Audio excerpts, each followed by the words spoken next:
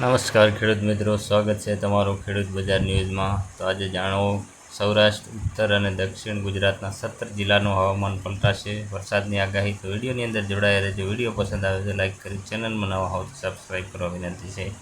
Video પસંદ આવે તો શેર કરવાનું ના ભૂલતા। તો વરસાદ લાવે તેવી સિસ્ટમો અંગે વાત કરીએ તો પશ્ચિમ વિક્ષેપના અને ચક્રવાતી સિસ્ટમ સક્રિય, ચોમાસાની સાથે સાથે ઉત્તર અને મધ્ય ભાગોમાં કેટલીક હવામાન સિસ્ટમ પણ સક્રિય છે, જે વરસાદ લાવવામાં મદદરૂપ થઈ શકે છે। તારીખ 5/6/2026ના આ સમાચાર તમે જોઈ રહ્યા છો। આજના હવામાન સમાચાર।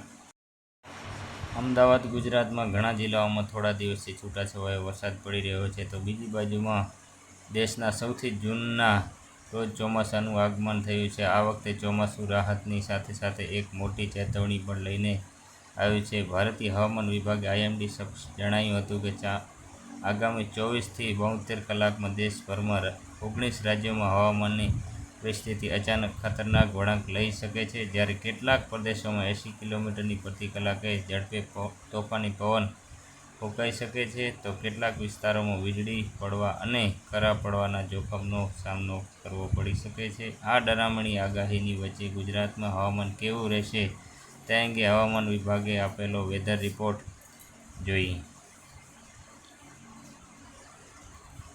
હવામાન વિભાગે આપેલી લેટેસ્ટ માહિતી પ્રમાણે દક્ષિણ પશ્ચિમ નૈઋત્ય ચોમાસે 4 જૂને સત્તાવાર રીતે કેરળમાં પ્રવેશ કર્યો છે અને તે આગમન સાથે દેશભરમાં હવામાનની પેટર્ન ઝડપથી બદલાવા લાગી છે। IMD અનુસાર આગામી દિવસોમાં ચોમાસું વધુ ઝડપથી આગળ વધવાની ધારણા છે। આ પ્રગતિની અસર ઉત્તર પ્રદેશ, બિહાર, દિલ્હી, રાજસ્થાન, ઝારખંડ, પશ્ચિમ બંગાળ, આસામ, મહારાષ્ટ્ર, પંજાબ, હરિયાણા, દક્ષિણ ભારતમાં ઘણા ભાગોમાં અનુભવાશે।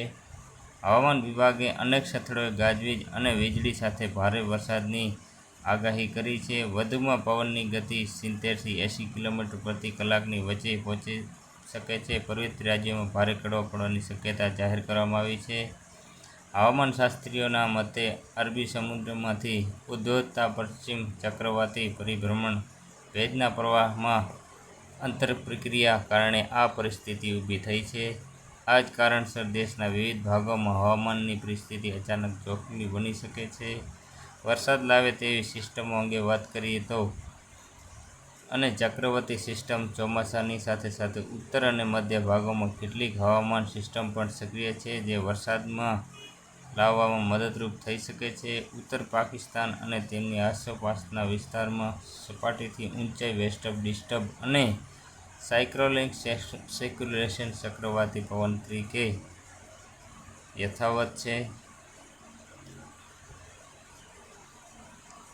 સેન્ટ્રલ પાકિસ્તાન અને તેની આસપાસ પર એક સાયક્લોનિક સર્ક્યુલેશન બનેલું છે। સેન્ટ્રલ પાકિસ્તાનની આ ચક્રવાત સિસ્ટમ લઈને દક્ષિણ પૂર્વ અરબી સમુદ્રથી કિમીની ઊંચાઈ સુધી એક ટ્રફ હવાનું દબાણ દબાયેલું છે। ઉત્તર હરિયાણા અને તેની આસપાસ વધુ એક ડિસ્ટર્બ ચક્રવાતી સિસ્ટમ તરીકે સક્રિય છે। દક્ષિણ પશ્ચિમી પશ્ચિમના તરફ પવનો ફૂંકાઈ રહ્યા છે, જે ચોમાસાની ગતિને વેગ આપી રહ્યા છે। હવામાન વિભાગના જણાવ્યા અનુસાર આજે 5મી જૂનના રોજ ઉત્તર ગુજરાતના જિલ્લાઓ સાબરકાંઠા, અરાવલી, પંચમહાલ, દાહોદ, મહીસાગરમાં, દક્ષિણ ગુજરાતના જિલ્લાઓમાં વડોદરા, છોટાઉદેપુર, નર્મદા, ભરૂચ, સુરત, ડાંગ, તાપી, નવસારી, વલસાડ અને દમણ દાદરા તથા સૌરાષ્ટ્રના જિલ્લાઓમાં અમરેલી, ભાવનગર, ગીર સોમનાથ છૂટાછવાયા સ્થળોએ હળવાથી મધ્યમ વરસાદ ગાજવીજ સાથે પડવાની શક્યતા છે।